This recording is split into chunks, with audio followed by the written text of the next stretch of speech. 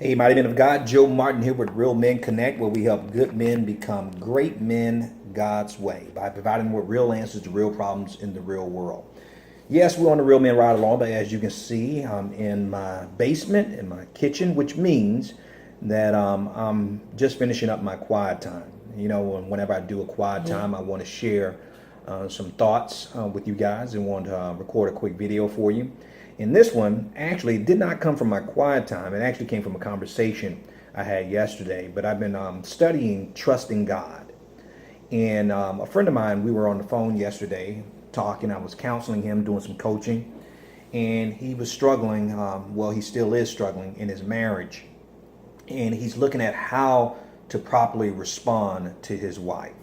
And a lot of you guys have been there when you have the greatest intentions, you try to do the right thing, but it seems like every time you do something right, it goes wrong or goes left. But he wanted to know, he's at his wit's end, and I've been there. I can relate to it where you say, man, I just don't know what else to do. Joe, I've tried everything, man. I'm trying to do the right thing, Joe, but I just don't know now what the next step is.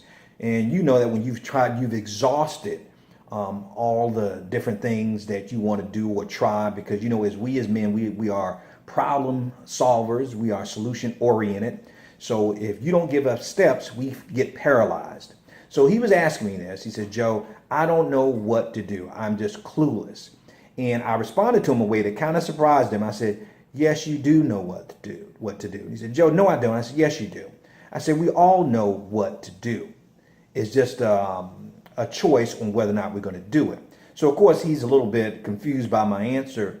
And I told him that we as Christians, we as believers, men, and hear me on this, that whenever we're faced with a tough situation, or at least what I try to do, and I think every man could do this because the Holy Spirit comes to comfort us and lead us and guide us in all spirit and in truth. And I told him, I said, whenever you don't know what to do in a given situation, go to your default. Spiritual default button. He said, Joe, what's my spiritual default button? I said, what I do is when I'm at an impasse and I don't know which way to go, what to do next, I say, God, I need your living water. I need your living water. And his living water, and guys, if you've taken any chemistry, you know that elements for water is H2O. That's two H's and one O. That's hydrogen and oxygen.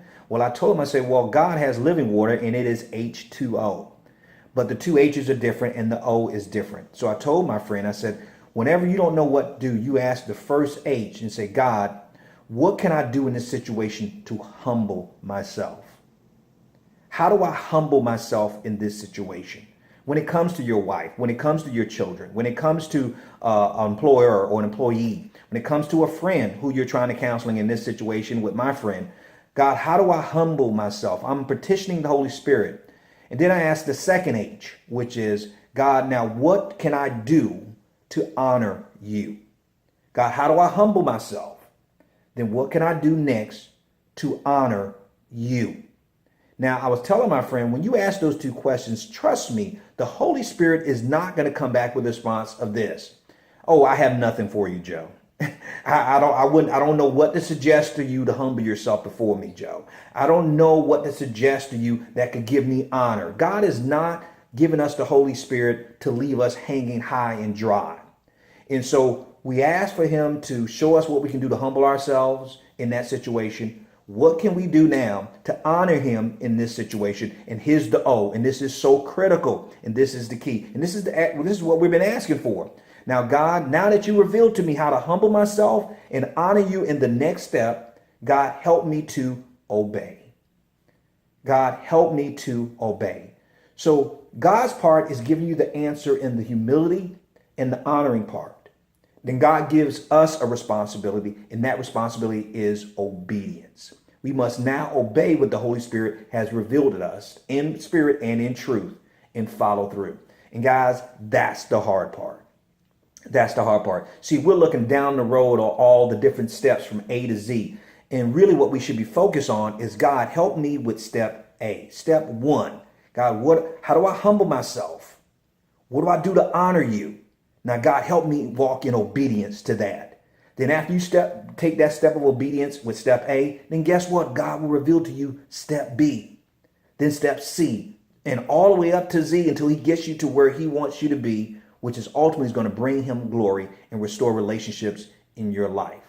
So apply that H2O, that living water, to your marriage, to your children, your family in general, to your friends, to your colleagues, to those at your church. And trust me, God will not leave you hanging dry because you will have the living water. So guys, that's the Real Men Check-In or Real Men Ride Along for today. So I hope that it blessed you. And if it has, please share this message with the men that you are mentoring and discipling, because I believe it will truly bless them. And guys, as always, remember, we're males by birth, but we are men by choice. So each and every day, choose to be the man that God called and created you to be, because a male is a terrible thing to waste. Till next time, be blessed, stay strong, and as always, stay in God's grip. Talk to you soon.